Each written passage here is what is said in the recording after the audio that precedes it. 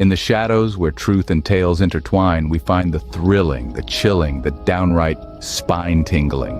From the paranormal to the peculiar, every echo has a story. Dare to delve into the unexpected, the unexplained?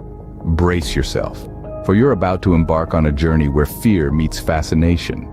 Stay tuned if you dare, for stories that will make your heart race and your mind ponder. Welcome to the realm of the eerie, the realm of the unknown. And remember, like and subscribe, if you dare.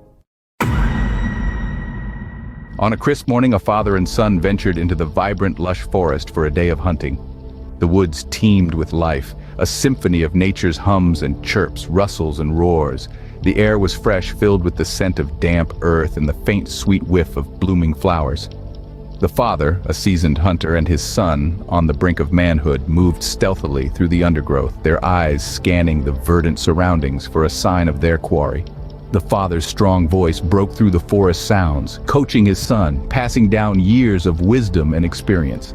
The son listened intently, his eyes bright with excitement and anticipation, his heart pounding with the thrill of the adventure.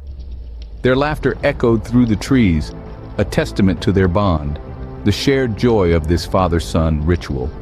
The son, eager to prove his mettle, held his weapon with a mix of nervousness and determination. The father, watching his son's growing confidence, felt a surge of pride. This was a rite of passage, a moment that would forge a deeper bond between them. As the day wore on, they continued their journey deeper into the woodlands, their footsteps muffled by the thick carpet of leaves. The son played hide and seek among the towering trees, casting long, dancing shadows that seemed to come alive with every rustle of the wind. The forest, once a haven of tranquility, began to stir with the whispers of the unseen. Suddenly, the son spots a figure moving in the distance. His heart leaps. He turns to his father, his eyes wide with excitement. The father nods, a silent encouragement. The son takes a deep breath, steadies his shaking hands, and lifts his weapon. His father's words echo in his mind, guiding him. He takes aim, the figure in his crosshairs. The forest holds its breath. In the hush of the moment, the son squeezes the trigger. The shot rings out, echoing through the forest. "I think I got it," the son exclaims, his voice filled with triumph and exhilaration. His father claps him on the back, a proud smile on his face. The normal day in the woods suddenly is not so normal anymore. The father and son, hopeful of a successful hunt, approach the spot where the son took his shot only to find traces of blood. Their hearts sink as their eyes scan the greenery, finding no trophy to claim. The son's first kill, his rite of passage into manhood, is but a smear of crimson on the forest floor. Disappointment hangs heavy in the air. But the father, ever the teacher, sees an opportunity. He begins to track the wounded creature, his son following in his footsteps. They delve deeper into the woods, the underbrush growing denser with each step. The father's eyes are sharp, his senses tuned to the subtle signs of the forest. Yet, in their pursuit, they lose sight of their own trail. The path they had carved in the vibrant, animal-filled forest disappears, swallowed by the green abyss. Their laughter and bonding are replaced by a growing sense of unease. They are lost. With the sun setting, the father makes a decision. They will have to camp for the night to find their way back at the first light of dawn. The son, though worried, hides his fear behind a brave face, eager to prove his courage to his father. They gather logs, build a fire, and settle down on the cold woodland floor. The forest, once filled with the cacophony of nature's orchestra, now echoes with their breaths and the crackling of the fire. As they sit huddled around the campfire, they hear the occasional hoot of an owl, the scuttle of a squirrel, the rustle of leaves.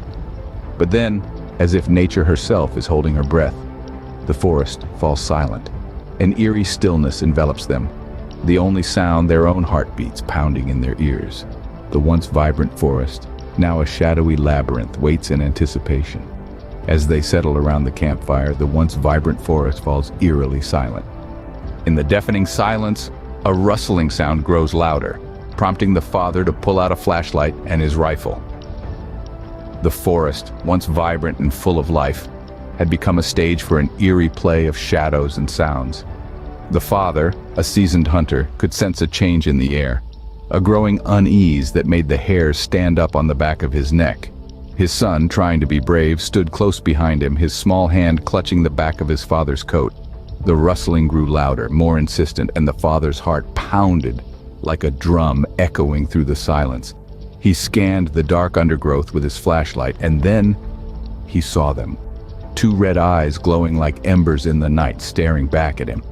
A shiver ran down his spine as the light from his torch flickered off the creature's eyes, casting an eerie glow in the darkness. The father tried to steady his trembling hands as he raised his rifle, his every instinct screaming at him to protect his child. But then, from the depths of the undergrowth, a figure emerged, a massive, hulking silhouette, shrouded in darkness.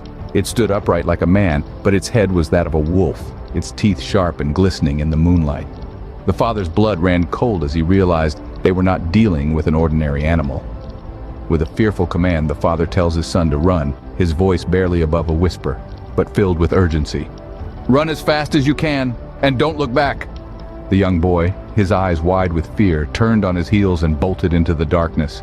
As he ran, his father's desperate screams echoed through the forest, chilling and haunting, but then, as suddenly as they had started, they stopped. The forest fell into an unnerving silence once more, the only sound being the rustling of the leaves in the wind and the boy's breath, ragged and panicked. The son didn't dare to stop, didn't dare to look back. His father's last words ringing in his ears, pushing him forward, even as his heart pounded with dread. He ran until his legs felt like lead and his lungs burned. The last thing he heard before everything went silent was his father's screams fading into the night. Exhausted and scared, the son hides up a tree for the night, witnessing the werewolf's search and eventual departure. His heart pounds against his chest like a drum, a terrifying rhythm echoing in the silent, pitch-black forest. The night is a symphony of horrors, every rustle, every snapped twig intensifying the terror of its solitude. His young mind spins tales more terrifying than the last, each one punctuated by the sound of his own breath, a harsh reminder of the grim reality he faces. With the first light of dawn, hope rekindles in his heart. The night's terrors recede with the darkness, leaving him with a new challenge: survival. He must find his way out of the labyrinthine forest, a task easier said than done. The forest seems to shift and change with every step he takes, each path leading him deeper into its heart. But he's not the same boy who entered the woods with his father. He's a survivor, a fighter, and he won't give up. Summoning every ounce of courage, he pushes through the undergrowth, his senses hyper-aware of every sound, every movement. He navigates fallen logs and treacherous slopes, driven by a single-minded determination to live. His fear of the unknown is now a fear of the known, the monstrous creature that lurks in the shadows, a constant reminder of his father's fate. His perseverance pays off as he stumbles upon a well-worn trail, a lifeline snaking its way through the dense forest. Joy surges through him, a spark of triumph in the face of adversity. He's made it, he's survived the night against all odds. Just as relief washes over him, he comes across a family hiking on the trail, a beacon of normalcy in an otherwise nightmarish ordeal. He's safe now, or so he believes. Little does he know the horror has only just begun. Guided by the family, the son starts his journey back to civilization, unaware of the horror that is about to unfold. As they march on, the son's steps grow heavier, his breaths becoming more labored. The mother, trailing behind, spots something odd. A tear in the boy's shirt reveals a set of 4 deep scratches etched across his back. The sight is unsettling, but she dismisses it as a consequence of his desperate escape through the dense woodland. The path winds on, the forest whispering around them. 45 minutes pass in what feels like an eternity. The sun, suddenly, grinds to a halt. Concerned, the family steps forward, asking if he's okay. Yet, their words hang in the air, unanswered. The son slowly turns and their hearts freeze.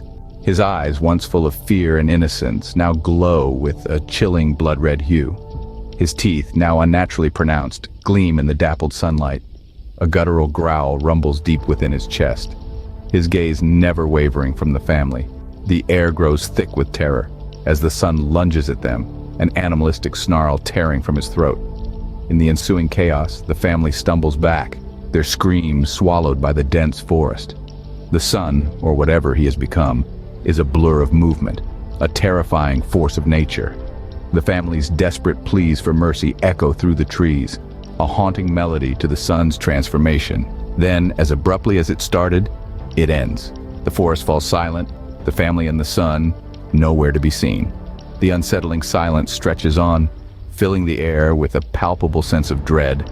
The once vibrant forest now stands as a grim monument to the horror that unfolded within its depths. And so, our tale of the Campfire Horrors comes to an end. Until next time, sleep tight. Before we part ways, dear viewers, remember to stay vigilant. The Campfire Horrors may have been extinguished for now, but the embers of the unknown always remain. As you lay down to sleep tonight, don't forget the lessons from our tale. Safety is but a fleeting moment in a world of unseen. So, if you've enjoyed this journey into the abyss, don't forget to ring that bell and smash that like button. Do it before the thing under your bed decides to pay you a visit. Oh, and keep those night lights on. You never know what might be lurking in the dark. Thank you for embarking on this terrifying adventure with us. Until our paths cross again in another tale of the unknown. Goodbye and sweet dreams, if you can.